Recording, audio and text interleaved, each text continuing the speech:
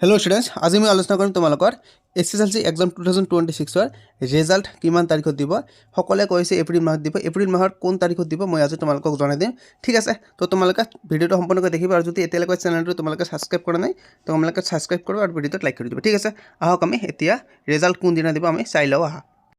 मोर लगत मुख्यमंत्री डॉक्टर हिमंत बिश्व शर्मार भाष्य আছে তোমালোকে প্রথমে এইটো চাই লোৱা তাৰ পিছত মই তোমালোকক ভিডিও শেষত মুখ্যমন্ত্ৰী ডক্টৰ হিমন্ত বিশ্ব শৰ্মাৰ ভাষ্য শুনাই দিম ঠিক আছে। প্ৰথমে তোমালোকে এইটো চোৱা the Assam state school education board ASSEB is expected to announce the SEBA SSLC 2026 result in April 2026 with reports suggesting an earlier release date to precede the state assembly election and Bihu festival ঠিক আছে।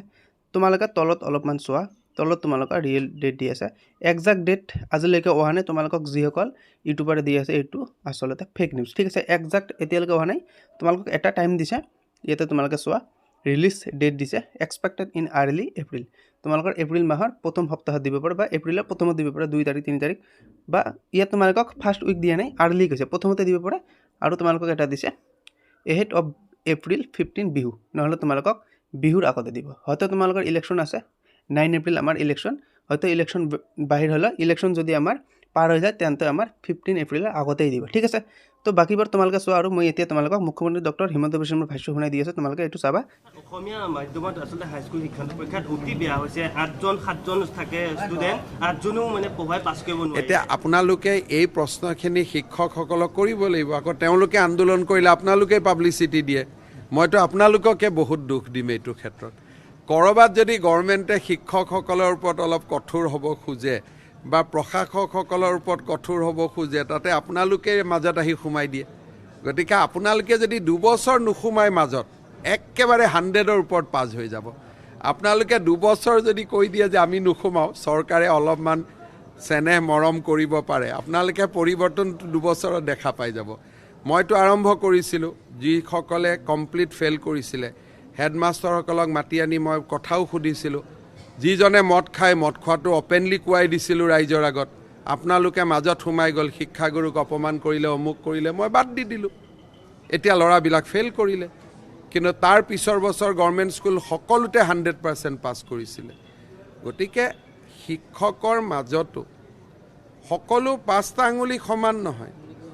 সেই শিক্ষকৰ সন্মান কোনে পাব যোনে সম্পূৰ্ণভাৱে শিক্ষকৰ মৰ্যাদাটো গাত বান্ধি লয়। কিন্তু যদি শিক্ষক হৈ LICৰ এজেণ্টটো হয় তাক আমি LICৰ এজেণ্ট হিচাপে গণ্য কৰিম নে শিক্ষক হিচাপে গণ্য কৰিম এই কথাখিনি ক'লে আপোনালোকে মাজত আহি সোমাই দিয়ে যে অপমান কৰিলে বেয়া কৰিলে অমুক কৰিলে। গতিকে অকণমান আমি সকলোৱে ইয়াৰ দায়িত্ব ল'ব লাগিব অকল শিক্ষামন্ত্ৰীক দায়িত্ব দিলে নহ'ব।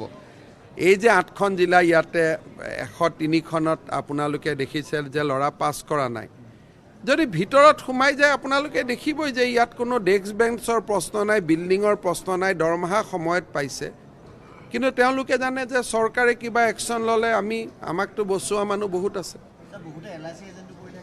চবেই কৰি থাকে আপোনালোকে মাজত নোসোমা বুলি ক'ব লাগিব।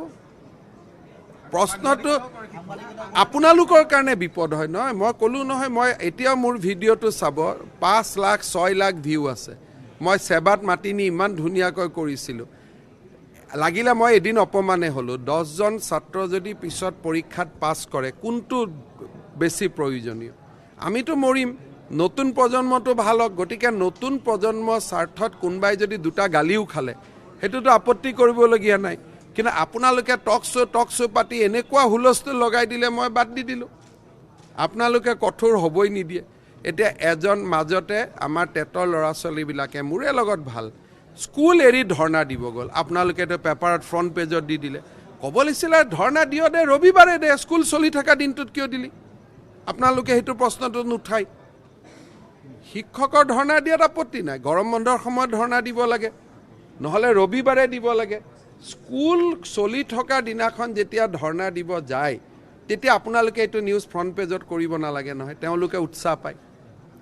গতিকে অলপ চলপ আমাৰ সকলোৰে দায়বদ্ধতাবিলাক আমি মূৰ পাতি ল'ব লাগিব ৰবিবাৰে ধৰ্ণা দিয়ক না একেই নিউজ হ'ব সোমবাৰে কিন্তু এটলিষ্ট বাচ্চাকেইটাতো পঢ়িব।